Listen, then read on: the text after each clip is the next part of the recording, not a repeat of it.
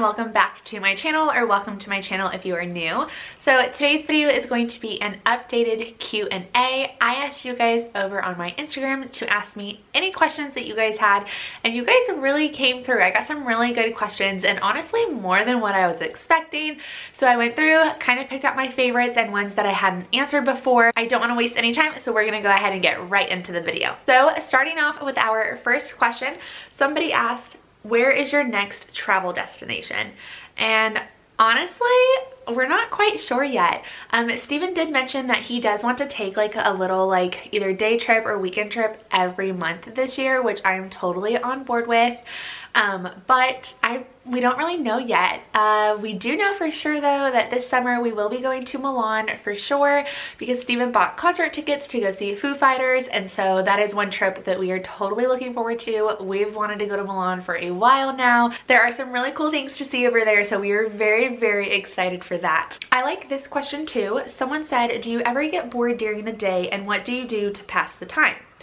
I don't get bored in the day anymore, just because I'm like full force into YouTube now. Creating content takes up a lot of my time, which, a hint for Saturday's video, it is going to be a day in the life of a wannabe content creator, so I hope that you guys are excited to see that.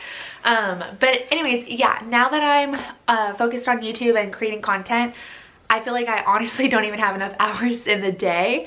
But before I was focused on this, there were occasionally some days where I would get a little bored, especially with Steven's crazy hours. You guys know Steven works between like 12 to 14 hours a day, and that's a lot of time, especially for someone like me who's not working, to just try to find things to do. I would suggest, if you're struggling with trying to find something to do while your spouse is working, then to pick up a hobby.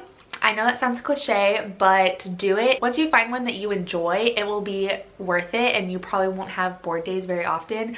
I have gone through my fair share of trial and error with hobbies. When we first got married, I wanted to be a photographer. That didn't work out, and then I thought I wanted to create my own business and get a Cricut machine and do decals and things like that.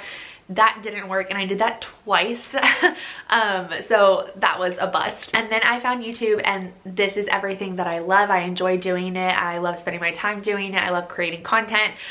So if you feel like you've gone through a trial and error period with hobbies, don't give up yet. There is something out there for you. Apart from hobbies, something that you could possibly do is look into babysitting, pet sitting, pet walking, getting a part-time job or a full-time job if that's feasible for you, volunteering on your local base. You know, typically there's an airman's attic or a thrift store. There are a lot of really good ways to spend your time outside of the typical like hanging out with friends, going to the gym, and grocery shopping and things like that. Someone asked, what did you do for a living in the States before you moved to Italy? I really like that question because I really enjoyed my job before we moved here. Before we moved, I worked for Allstate, the car insurance company that you see commercials for. I was a licensed sales producer for Allstate, and I really did enjoy my time with them. I think I worked for that company probably a little over 2 years. The only reason I had to quit was because of the whole quarantine thing that everyone had to go through, and then we got PCS orders. So when we go back to the States, if I am not making a steady income through YouTube, I might pick that job back up again. Someone asked, how has your experience in Italy been so far with the sea restrictions? At first, it was super different and a little frustrating, especially coming from Florida, where it was like a free-for-all, coming to a country where now there's like mandates in place and the decrees are constantly changing, and just the government saying what you can and cannot do. It is very different, but now we are used to it, we're with it, and we just do what we can when we can. And that's really it. We try to make our best about it. We don't really complain about it because there's nothing we can do about it. So I like to say, if you can't change something, then don't spend your time complaining about it, because why put yourself down? Why put yourself in a mood like that if it can't change? So just gotta go with it. This is a very sweet compliment question. Someone said, how do you keep your hair so healthy and shiny? It looks amazing. Thank you so much. I've actually been asked that a couple other times, and I always feel so bad because I don't know what to say. You guys know, if you want links to anything, want to know where my clothes is from, jewelry, where I got things, I always tell you. But with my hair, I don't do anything to my hair. I don't use products. I like even skincare. I've gotten video requests to do like skincare and morning routines, and I like don't know what to tell you guys because I literally don't do anything. Like there is no secret I am gatekeeping or anything like that. I use Dove conditioner and Dove shampoo, and that's it. And I don't even know if that's a good or bad brand, but I've used it for years and it's something that I really like, and my hair smells really good and Steven really likes it. So that's it. And then when it comes to skincare, I literally just use Cetaphil face wash. That's it. I feel like there are some girls out there that have like a 5 to 10 step skincare routine, and that is not me. Someone asked, will your husband stay in until retirement? And yes, that is the goal, at least, unless something happens and he physically can't or our situation changes. Right now that is the goal. He does plan on doing 20 years, and this year he will actually hit year 7. So we are creeping up to that halfway point. Someone said, let's be friends. And girl, I am down. You can always message me over on Instagram and we can try to get together if you want to. Someone said, what's something you really miss about the States? And it is fast food. Being able to get fast food at any time of day. I miss it so much. You guys know I'm a fast food junkie. I like, you know, I don't like cooking and things like that. And I miss fast food so bad. Aside from the base here, there are only 2 fast food restaurants here in our part of Italy, and that is McDonald's and Burger King, and it does not taste the same. I know people say it doesn't taste the same because it's like healthier for you. I don't really care. It just doesn't taste the same as the States. So yeah, I definitely miss fast food. And then of course, you know, like Target, TJ Maxx, Hobby Lobby, things like that. But fast food is number 1.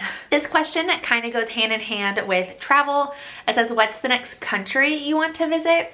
Now, you guys know we don't have our passports yet, but they are coming because it is on our 2022 vision board. The first country we want to visit is definitely Austria, just because they have a TK Maxx in Austria, which is like the European version of TJ Maxx.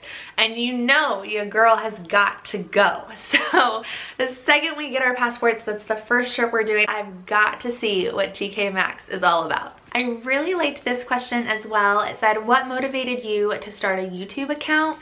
And honestly, it was the second that Steven told me that he received orders for overseas. I knew right then and there, whatever we were about to embark on, whatever trials and tribulations we were about to go on over here, the things that we were about to experience, I knew that I was going to want to be able to capture it in a way that I wouldn't be able to forget.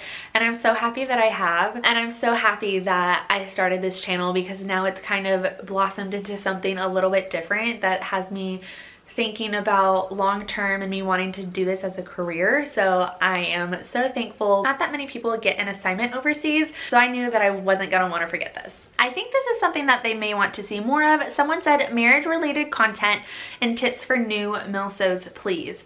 I can definitely do that in future videos. I've already started planning out content for the month of February, and I definitely want to hit on some military-related videos for that month. So if you have anything specific, let me know in the comments. And for marriage-related content, what would you like to see? Like me pranking Steven, us talking about our relationship, just our day-to-day life together, let me know. And the last question I will leave off with is, how do you deal with living so far from family, and how are you enjoying life overseas? So first I'll answer, how are you enjoying life overseas? And I would say that we are enjoying it. We are definitely so blessed to be here and so grateful that we get to experience the things that we have so far. We are really looking forward to the rest of our years that we have over here. It can be a little hard when you first get over here with the language barrier and just the different way of life and the culture and things like that. But once you get past that, if you continue to have an open mind, it is absolutely beautiful. And I would encourage anyone who gets orders overseas to just go for it. It is a once-in-a-lifetime opportunity. But of course, with that, there are a couple downsides, like how to deal with missing family. I don't want this to sound harsh. Obviously, I miss my family so much, but I don't really struggle with it. I know some people get like severely homesick, and I am not one of those people. I'm okay with a FaceTime and a phone call every once in a while from my family, and I'm good. But I think that just comes with me being a military brat, right? I don't necessarily have a place that I call home. With my family being in the military, we were constantly moving every 3 to 4 years. And so I was constantly having to say goodbye to really close friends that I had made and then never see them again. Now, if I had like a childhood home or a childhood town where where I grew up in and my family had these family traditions and things like that, then I definitely think it would be a little bit harder. But I don't necessarily have a place to call home. Y'all know that my family is scattered all over the United States because of the military. I guess it's just kind of something that like we're used to, like it's just the way of life. I don't want it to sound like I don't miss my family. I do, but I don't get that homesick really that often, if ever. All right, and that is gonna do it for today's video. I hope that you guys enjoyed it. I hope the questions were a little bit different and that you guys got to get to know me a little bit more. I also hope that you guys are excited for Saturday's video. Like I said, that is going to be kind of like a day in the life of a wannabe content creator, and I'm going to bring you guys through with how I try and make my content and things that I do on a content day. So go ahead and leave this video a big thumbs up if you're excited for that video, and don't forget to hit that red subscribe button. I will catch you guys in Saturday's video. Bye.